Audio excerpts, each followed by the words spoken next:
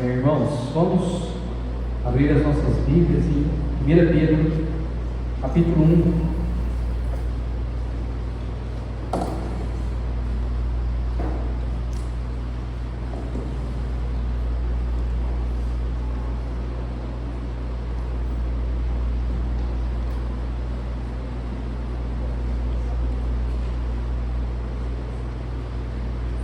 Pedro, capítulo 1, a partir do verso 6.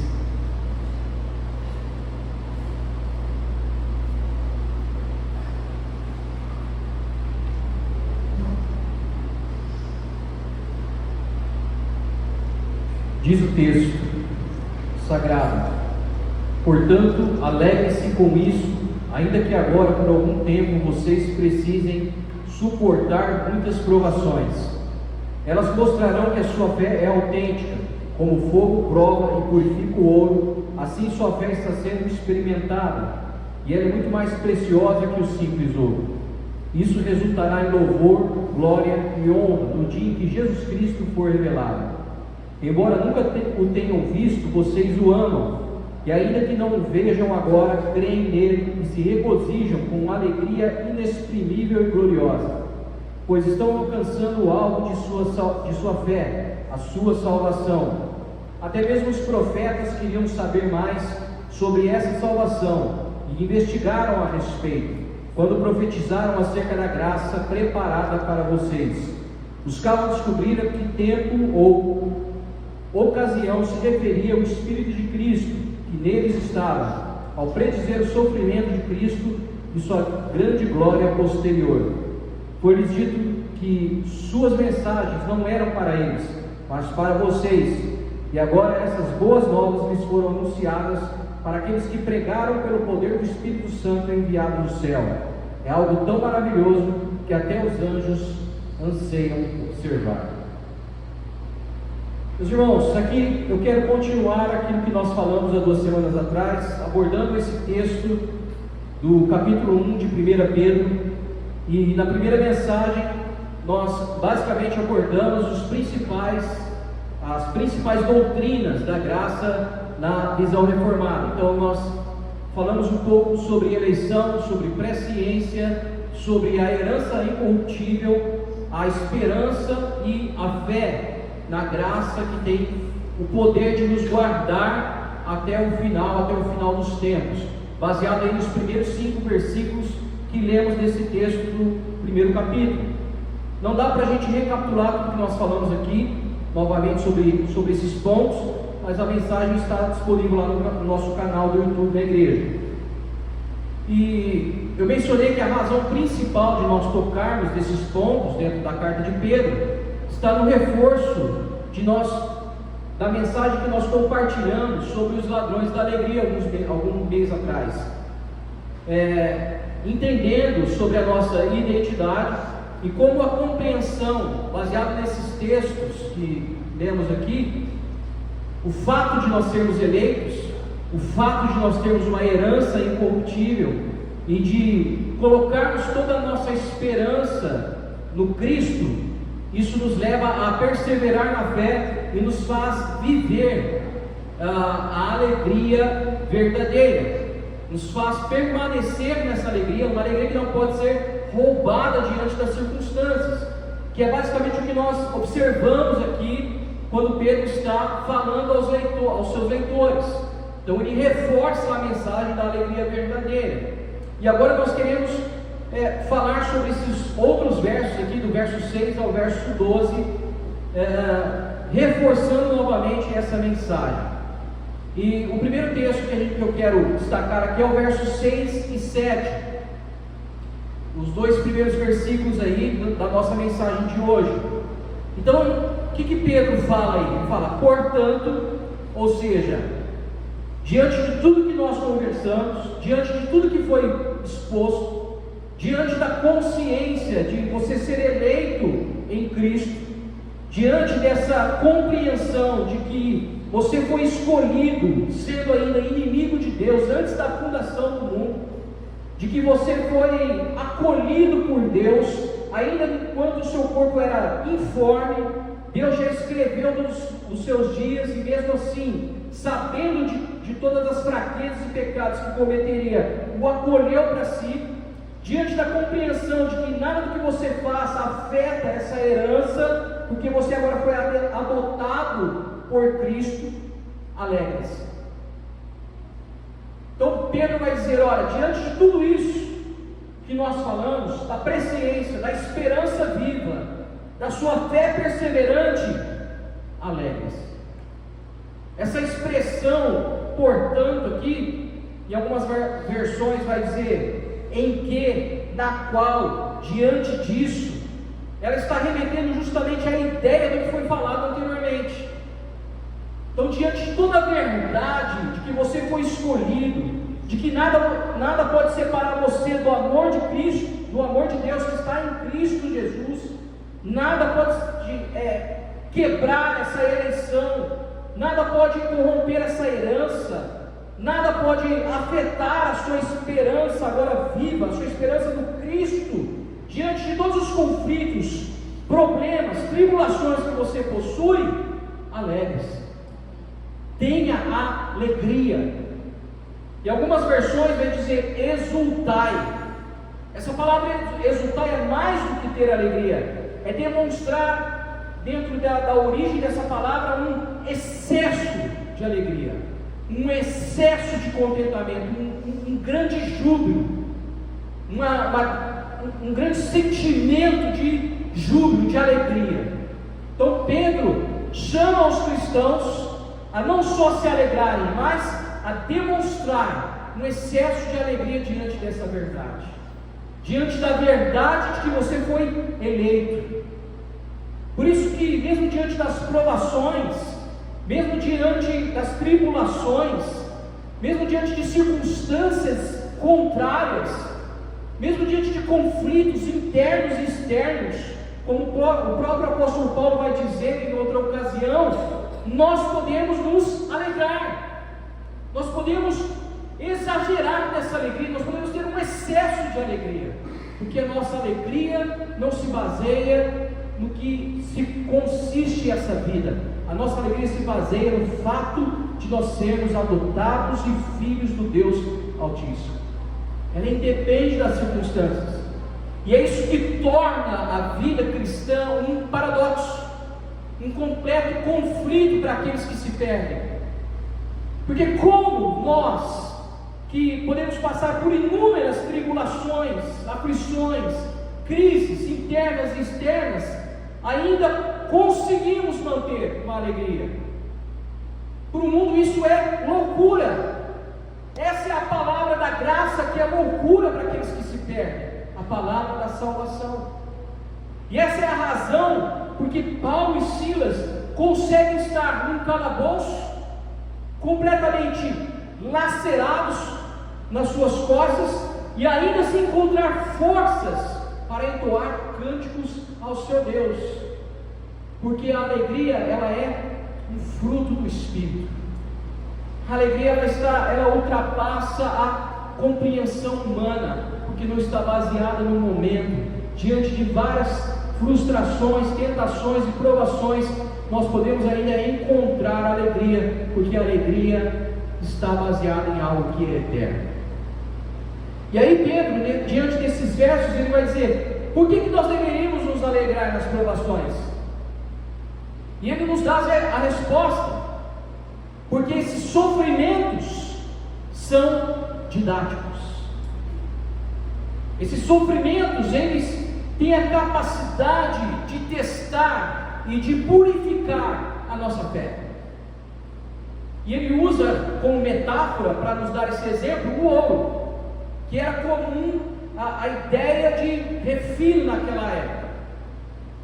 E ele diz que a nossa fé, quando passa por esses sofrimentos, ela é purificada, assim como o ouro é purificado. Pedro usa essa simbologia, remetendo a ideia de que quando se esquenta o ouro, as impurezas sobem, e assim você pode tirar as impurezas e ficar somente com aquilo que é puro. Quando as impurezas sobem, ao esquentar o ouro, fica mais fácil essas impurezas serem removidas. Da mesma forma, quando nós passamos por qualquer luta, tribulação, por qualquer problema que nos aflige, as impurezas da nossa fé, que vai contaminando a nossa fé, elas são removidas muito mais facilmente. Elas começam a ficar na superfície. Então tudo aquilo que a gente demonstra no dia de luta é aquilo que realmente nós somos. Se nós demonstramos irritabilidade, uma falta de esperança, que a nossa fé ainda de alguma forma não está alicerçada naquilo que é eterno. Então Pedro vai dizer que esses sofrimentos, eles têm o poder de purificar e tornar a nossa fé cada dia mais autêntica.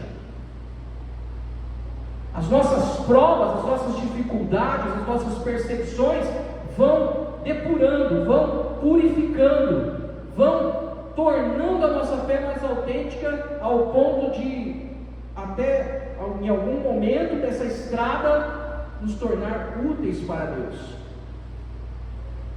Elas vão permitindo uma fé mais madura, uma fé mais coerente com o Evangelho, uma fé mais abraçada com os alicerces da fé cristã, uma fé mais fundamentada em Cristo e nada mais. Uma das lições que eu e a Gaila tiramos quando nós sofremos algumas angústias em relação à igreja, foi que percebemos o quanto a nossa fé estava contaminada, percebemos o quanto a nossa fé estava alicerçada, estava fundamentada em bases que não eram rocha. E aí eu tive uma percepção de Deus, é como se, não vou dizer que Deus falou comigo, né, porque não gosto muito de usar essa expressão, mas é como se eu tivesse uma percepção de que o Espírito Santo estava nos levando lá. Diante das tribulações, o que te sobra é a sua fé. E às vezes a nossa fé não está amadurecida, ela não está coerente com o Evangelho. É por isso que Deus permite passarmos por lutas. E Pedro está dizendo isso aqui para esses ouvintes que sofreram perseguição por causa do Evangelho. Aliás, é isso que Jesus vai dizer: bem-aventurados sois vós, lá em Mateus capítulo 5, quando vos injuriarem, quando vos perseguirem, quando disserem todo mal contra vós por minha causa. E ele usa a mesma expressão que Pedro usa aqui: exultai.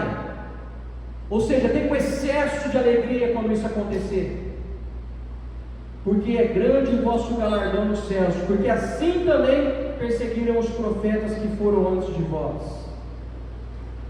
Então toda vez que você e eu, meu irmão e minha irmã, estivermos passando por alguma crise, seja ela de ordem natural, emocional ou espiritual, tenha essa consciência de se alegrar, mesmo diante de tudo isso, porque a minha fé e a sua fé está passando por um depuramento onde as impurezas estão sendo removidas. E aí Pedro vai dizer: isso resultará em louvor, glória e honra. Então a fé verdadeira é aquela fé que foi provada. É aquela fé que passou pelo calor da provação. E é justamente essa fé que no dia da revelação de Cristo resultará em louvor a Deus. Lembre-se daquela parábola do semeador: 4 solos, 4 tipos de coração. A mensagem é a mesma, a mensagem é semeada nesses corações. E lembre-se que em uma das partes, em uma dos cenários, é que a palavra cai, ela germina, mas por causa das lutas, por causa das provações, ela não se aprofunda a raiz.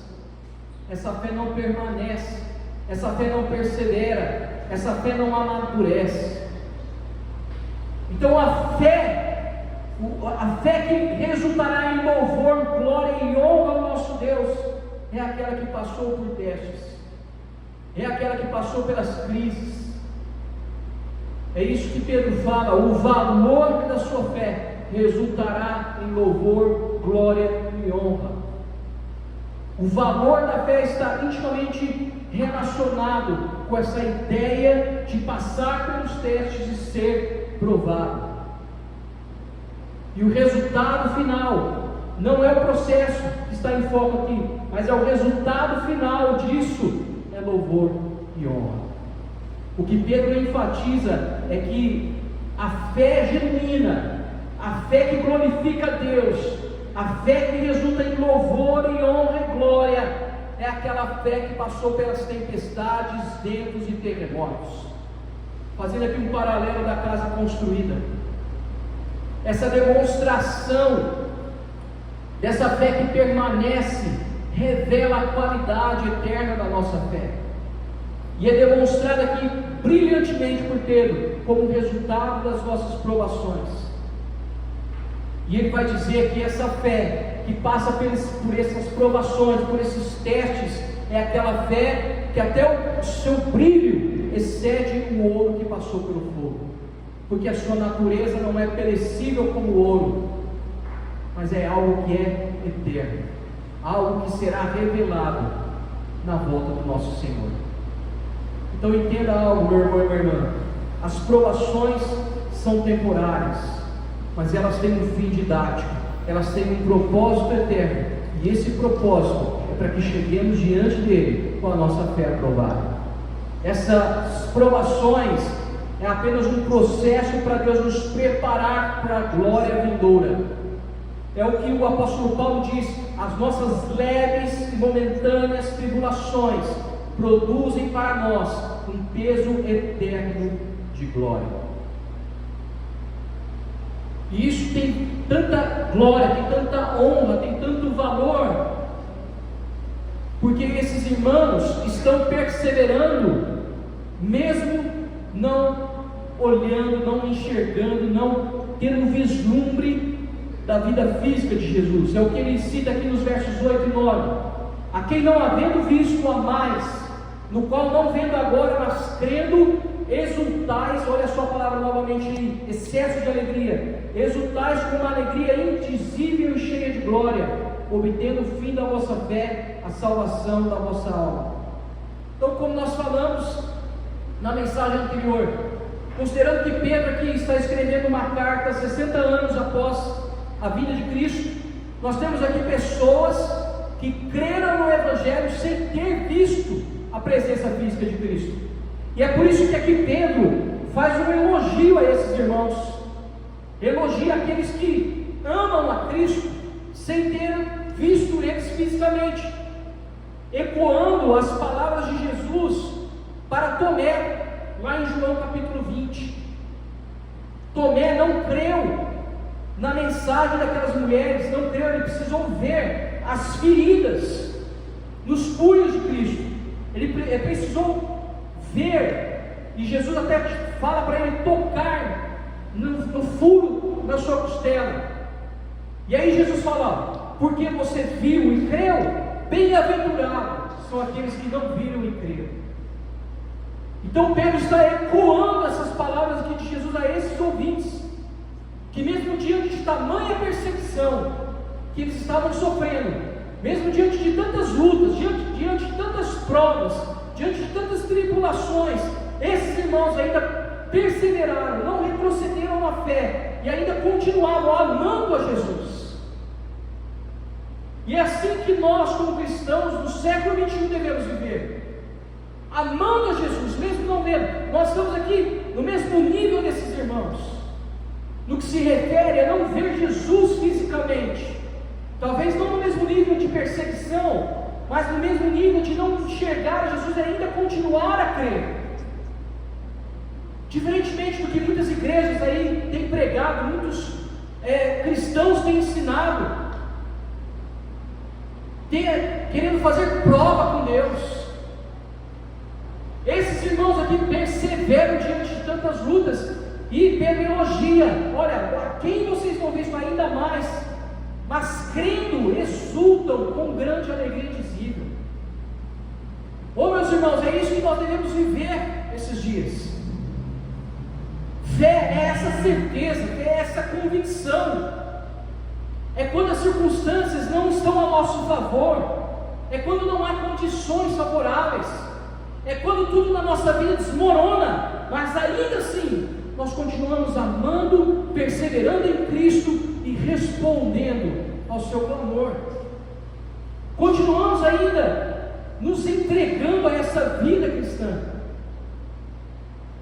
É o que o mundo chama de resiliência, mas nós podemos chamar de fé. A capacidade de seguir crendo, mesmo quando tudo é contra. A capacidade de continuar ainda se alegrando. A capacidade de ainda ter um coração cheio de esperança, um coração cheio de alegria na glória. Isso é verdadeira fé no invisível. É mesmo não vendo, mas ainda continuar o amando. E é isso que traz uma alegria que ultrapassa a nossa consciência, que transcende as circunstâncias. Como nós já dissemos aqui em outras ocasiões, uma alegria, nas palavras de Pedro, indizível, inexplicável, que está muito mais condicionada à expectativa da eternidade do que daquilo que nós desejamos ter nessa vida, do que aquilo que nós almejamos, pedimos, queremos ter aqui nessa vida. O fim da fé, diz Pedro, o objetivo dessa fé é a salvação das nossas almas, e é nisso que nós devemos depositar a nossa fé. Porque se nós tentarmos usar a fé para qualquer outra coisa que não seja isso, o máximo que nós vamos obter dessa vida é uma alegria transitória. E em nome da fé, muitas pessoas acabam se estrupiando na vida. Em nome da fé, compram e não pagam. Em nome da fé, pedem demissão para tentar fazer alguma coisa na vida. Empreendedorismo. Isso não é fé, isso é fideísmo. Fé que não é fruto de uma consciência da salvação pela graça, não é fé, é um desejo egoísta. É por isso que lá Tiago, no capítulo 4, vai dizer: pedi e não recebeis, porque pedis mal, somente para gastar os vossos prazeres. Alguns anos atrás, um irmão me perguntou o que os apóstolos viram, que eles permaneceram diante de tanta perseguição, que eles conseguiram entregar a sua vida à morte. Ora, de acordo com Pedro, de acordo com o que nós estamos vendo aqui, nada, porque os apóstolos fisicamente viram Jesus, mas esses irmãos que morreram no Coliseu, irmãos que estão morrendo lá no Oriente Médio, em nome da fé, eles não viram nada diferente de nós, nada. Eles simplesmente depositaram a sua alegria na esperança viva. Eles simplesmente amam aqueles a quem eles não veem. Eles continuam, porque a sua alegria não está baseada naquilo que vem. Eles permanecem, eles creem, eles seguem, eles não retrocedem, porque a alegria não está baseada no que é terreno, perecível, está baseada no que é eterno. Meu irmão e minha irmã, crer não é dizer eu creio, crer é pôr o pé na água, é andar sob a palavra de Cristo, e a palavra é vem. Esse é o objetivo da nossa fé. É o que Pedro diz no verso 10. Foi a respeito dessa salvação que os profetas perguntaram e inquiriram, os quais profetizaram acerca da graça que vos foi dada. Por que a alegria desses irmãos é indizível? Assim como deveria ou deve ser a nossa, porque justamente eles estão no mesmo nível que os profetas, estão caminhando pela fé, estão caminhando por aquilo que creem de fato, não vendo ainda creem. Não, nós não temos as mesmas perseguições físicas que esses irmãos tiveram, mas mesmo não vendo, ainda podemos seguir como esses irmãos, crendo e não retrocedendo na fé. E isso muda completamente a nossa vida cristã. Todo aquele que anda por fé, baseado numa fé fundamentada, numa alegria eterna de que foi eleito, escolhido, absorvido, adotado como filho, ele não deixa essa graça em vão. É isso que desperta esses irmãos, é isso que faz com que esses irmãos não fiquem acomodados na sua salvação. Essa salvação de que Pedro está falando, de que os profetas perguntaram, inquiriram, eles gostariam de ter experimentado. Pedro fala aqui dessa salvação nos versículos anteriores e afirma que essa salvação não é uma novidade do Novo Testamento, mas é algo que está perene em todo o Antigo Testamento, passando pelos profetas que questionavam sobre isso. Isso mostra que esses profetas, eles não recebem a mensagem de Deus de forma passiva, mas eles desejavam saber em que tempo isso iria se revelar. Eles buscam compreender profundamente o tempo da promessa e são salvos por aquilo que vai acontecer. Então, enquanto os profetas é salvo pela fé na promessa que havia de vir, nós e esses leitores de Pedro somos salvos pela concretização dessa promessa que já veio, meus irmãos. E é isso que torna a alegria indizível, a graça que nos foi dada. Pedro enfatiza isso aqui, Pedro dá ênfase na graça. João Calvino, está até pintado aqui do lado de fora já, né? João Calvino, ele vai destacar que para os crentes do Novo Testamento, a plenitude da graça é revelada em Cristo. E ele diz que enquanto os profetas vislumbravam o que havia de vir, os crentes hoje podem provar dessa graça disponível a todo aquele que crê. Graça sobre graça. Deus então revela progressivamente esse plano da salvação ao longo da história, coisa que os profetas ansiavam e hoje está disponível a todos nós. Se buscássemos compreender ainda mais essa salvação e essa graça, poderíamos experimentar mais ainda da alegria que é indizível. E só podemos experimentar essa alegria em Cristo. É isso que nos leva a valorizar ainda mais o dom da salvação que nos foi concedido.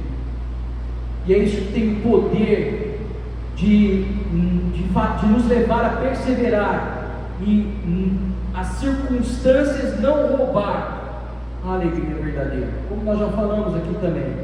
Eu acredito, meus irmãos, que nós não somos isentos de flutuar entre as sombras da dúvida e a clareza da fé. Ninguém é livre disso. Vez por outra nós vamos ter o dia mau, o dia da sombra,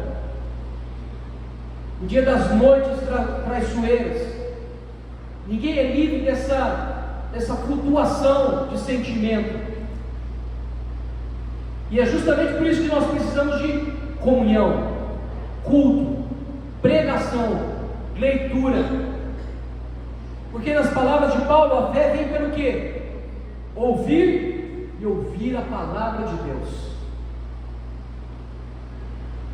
Então, quanto mais nós temos comunhão, quanto mais culto, quanto mais pregação, mais nós ouvimos a palavra de Deus e mais isso alimenta a nossa fé, mais isso nos rememora ao sacrifício e à graça abundante de Deus que acabamos de cantar aqui. Porque precisamos sempre ser lembrados de uma salvação que foi profetizada pelos profetas, ansiada por esses profetas, revelada em Cristo e agora experimentada por nós. É nele que nós temos o fundamento da nossa fé. Isso nos basta para preencher a nossa alma da verdadeira alegria. É isso que nos faz ser perseverantes. E aí nós temos por fim os versos 11 e 12. Investigando atentamente quando e para que tempo o Espírito de Cristo que neles estava indicava, ao predizer os sofrimentos que a Cristo havia de vir e a glória que os seguiria, a eles foi revelado, não para si mesmo, mas para vós outros, ministravam as coisas que agora vos tenho anunciado por aqueles que pelo Espírito Santo, enviado do céu, vos pregam o Evangelho, coisas essas que anjos anelavam perscrutar. Então Pedro vai apresentar esses profetas como gente que buscava, investigava, e ao fazer isso, encontra um Cristo sofredor, um Cristo que antes da sua glória vai padecer, um Cristo que, diferentemente do que a teologia da prosperidade prega, um Cristo que sofre. Pedro diz que esses profetas, eles compreendem esse cenário de um Cristo sofredor e descobrem que essas promessas desse Cristo sofredor não seriam cumpridas em seu tempo, mas no tempo futuro, o tempo dos apóstolos, o tempo da igreja primitiva e agora nós. Isso demonstra a continuidade do Antigo e do Novo Testamento, como Cristo sendo o centro da revelação. Nós não somos o centro do Evangelho. Aliás, muitos dos problemas emocionais que nós temos é por acreditar numa baboseira dessa. Nós não somos o coração de Deus. Nós não somos o centro do coração de Deus. E o interessante e mais intrigante é que Pedro vai dizer que é o Espírito Santo quem fala isso aos profetas.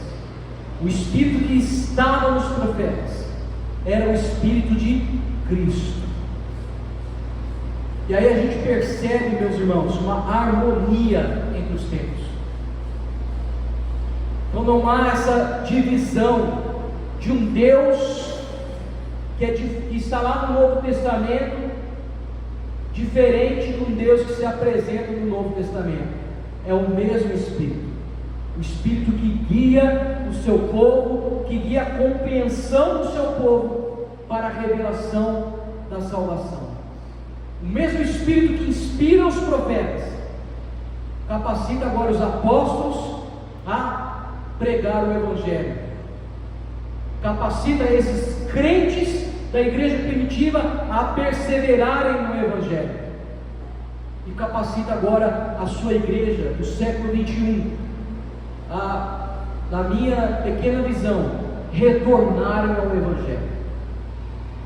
Spurgeon vai dizer que o Espírito Santo enviado na ascensão de Cristo é o poder de toda pregação eficaz.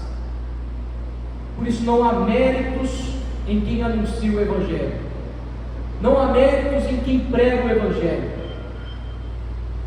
Nós podemos nos debruçar, estudar, nos dedicarmos à compreensão do Evangelho, mas não há mérito nenhum em mim, no pastor Levi ou qualquer outro pregador, qualquer pessoa que anuncia o Evangelho. Não há mérito nenhum.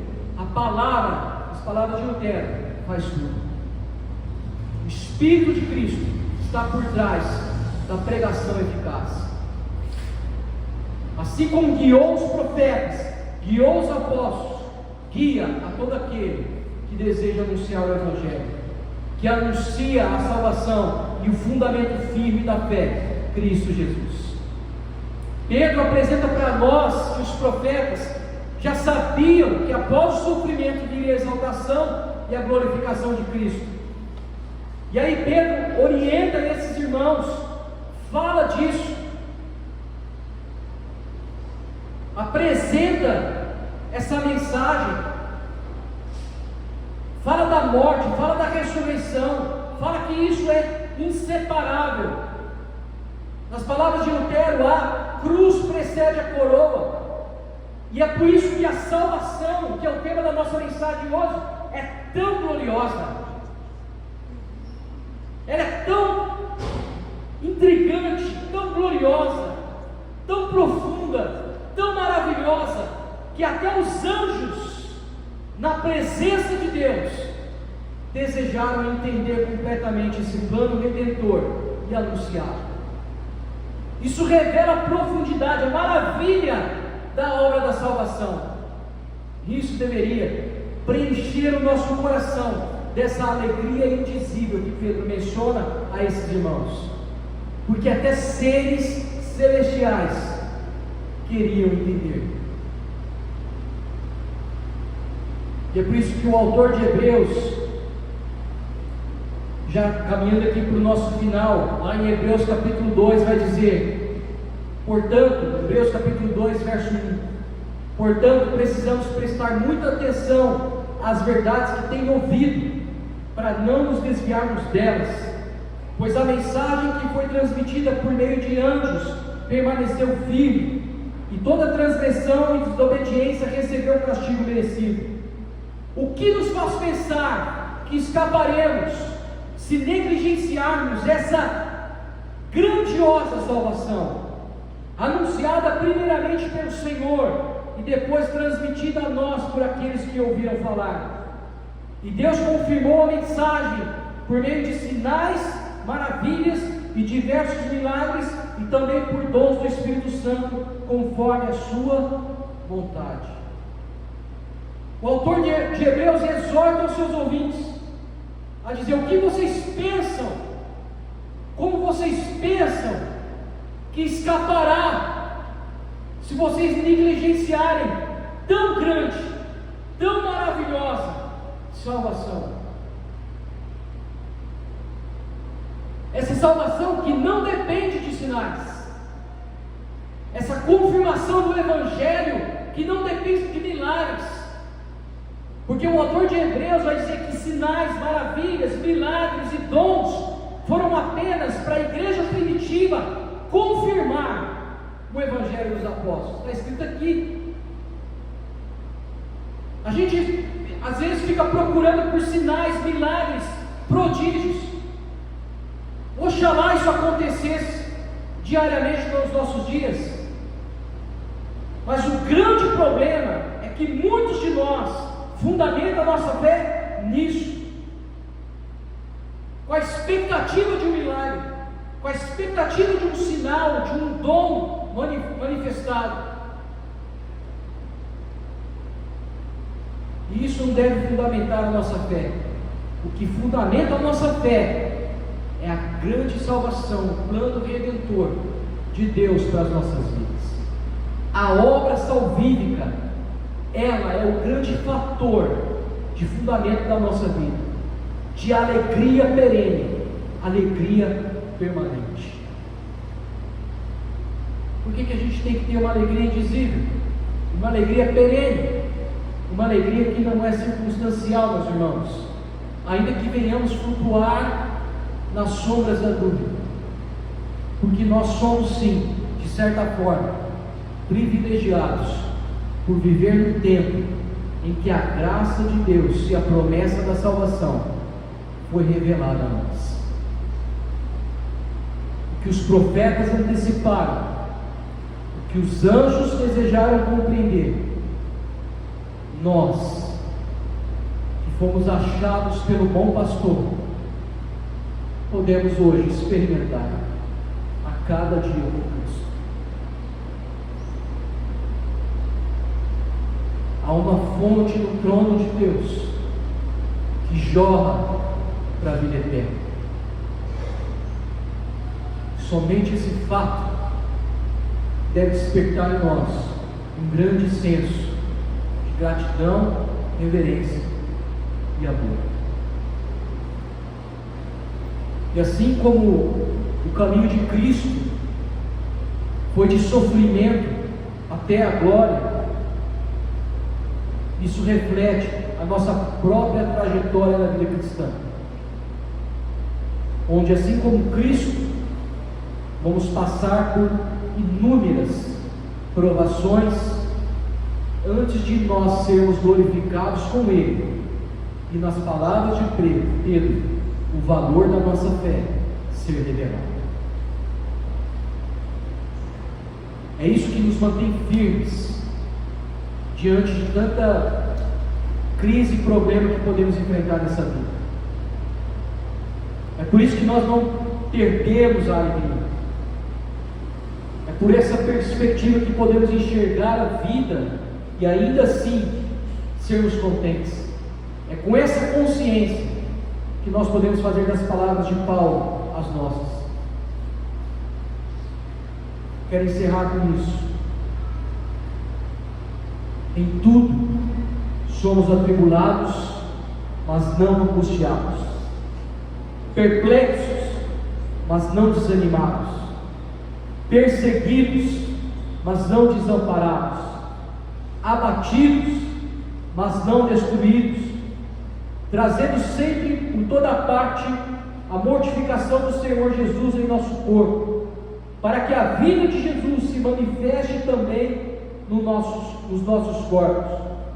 E assim nós que vivemos, estamos sempre entregues à morte por amor de Jesus, para que a vida de Jesus se manifeste também na nossa carne mortal, de maneira que em nós opera a morte, mas em vós a vida.